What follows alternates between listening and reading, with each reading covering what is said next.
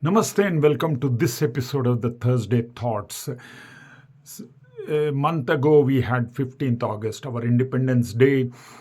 A week ago, it was 5th September, the Guru Divas or the Teachers' Day. And 15th of September, as you all are aware, the birth anniversary or the birth date of Sir Mokshagundam Vishwesvaraya is celebrated all over India as the Engineers' Day. So this is all we have discussed. So we are going to discuss something which was new. It was definitely new to me. It was news to me as well. It was about Operation Polo. Many of you would be knowing that Operation Polo is nothing other than the annexation of the princely state, the then princely state of Nizam or Hyderabad, how the princely state ruled by Nizam around Hyderabad was annexed under the steely leadership of the then Home Minister, none other than Sardar Vallabhbhai Patel ji. So it all started somewhere around 7th September when the then Prime Minister Jawaharlal Nehru ji banned the Razakars, because the Razakars, those days Razakars were also very trying to be very oppressive and almost like they were working in favor of one religion. So a lot of brutalities were going on, and the Razakars were there. So 7th September, Prime Minister Nehru declares Razakars as banned. Then there was also the Telangana movement in and around Hyderabad. It was again spearheaded by the then communists of Andhra around Hyderabad. They were trying to arouse the peasants, the farmers of Telangana. It is also known as the Telangana Rebellion that started somewhere around in the 30s, was trying to be in its peak in around 1946 to around 51 or so.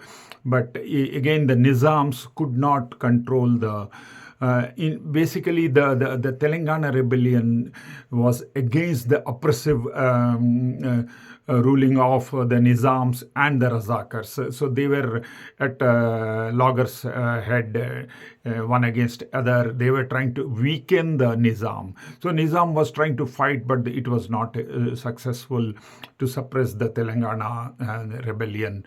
And it so happened that 13th of September, after a lot of persuasion to the then Prime Minister Sardar Patel, finally took the call and told that it is required for India to take military action to annex, because what had happened was Hyderabad, the Nizam of Hyderabad had already sent 5 people to the United Nations telling that no, we want to be separate. We are the state of the country of India is trying to send troops against Hyderabad, against the Nizam, the statehood of Hyderabad.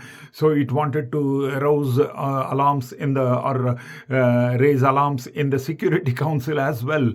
And then, of course, the government of India acted swiftly and told, no, there cannot be any representative of Nizam or Hyderabad, statehood of Hyderabad in the Security Council.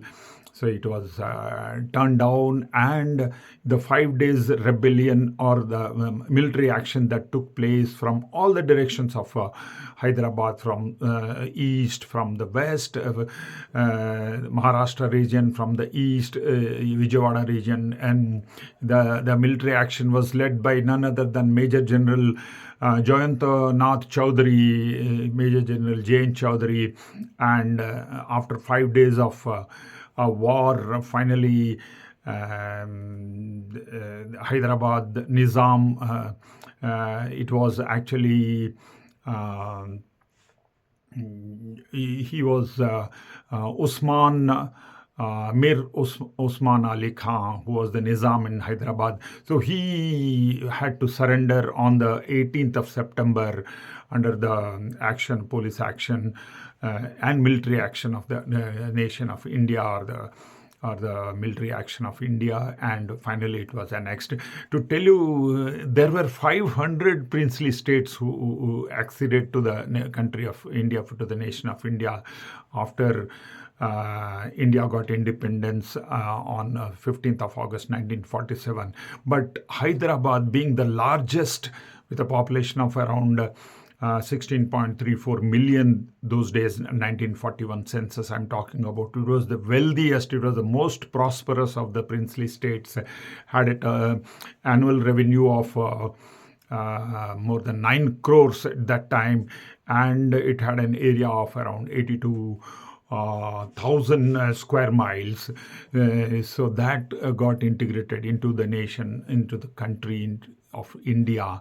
And that's how the Razakar, to tell you briefly about the Razakars. Razakar, the word Razakar in Persian as well as in Arabic means volunteer, whereas in Bangladesh, if you could call somebody Razakar, he will take offense to it because it means a traitor.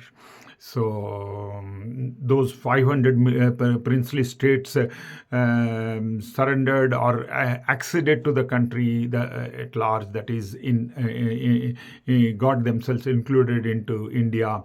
And to tell you some figures during those 5 days of Operation Polo. Actually, those days and even today, Hyderabad has got a lot of polo grounds, polo playing grounds all around Hyderabad. So the Operation Polo was named after those polo grounds.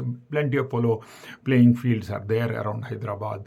And the casualties, to some estimates, 30,000 to 40,000. In fact, the report was not made public, which was generated immediately after the Operation Polo. It took almost 2013, it was released for the public, and some estimates also tell that there were more than 2 lakh casualties in the Operation Polo. So that is what is the bloodiest chapter of Hyderabad, when it refused to accede to the country and even sent representatives to the Security Council, thinking that it can be in an independent state surrounded by India. But for Sardar Vallabhbhai Patel, the Iron Man of India, he did not agree to it.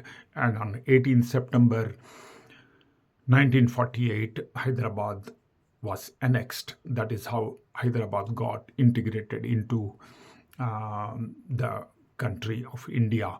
So it's a bit of a story. I didn't know, staying in Hyderabad, I thought, let me share this with you all.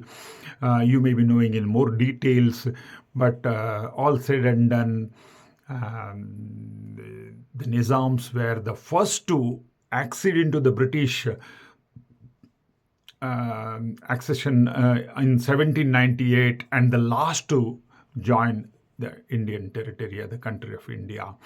So God bless. Take care till we meet next time again with another story, maybe from history, maybe from geography, maybe from science. Take care. Bye-bye. God bless.